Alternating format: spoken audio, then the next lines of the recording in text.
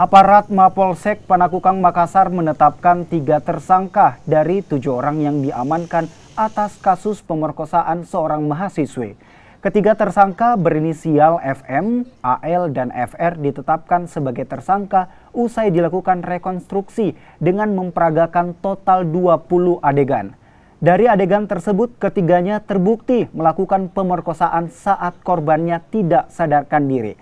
Atas perbuatannya, para pelaku diancam hukuman 5 tahun penjara. 3 orang di antara ke-7 orang yang terduga pelaku ini, 3 orang kami tetapkan sebagai tersangka dalam perkara dugaan tindak pidana kesusilaan. Adapun pasal yang kami terapkan dalam perkara ini yaitu pasal 286 dan pasal 289 KUH pidana dengan ancaman hukuman di atas 5 tahun penjara. Ya, tentang dugaan tindak pidana kesusilaan. Nah, peranan daripada ketiga orang tersangka ini,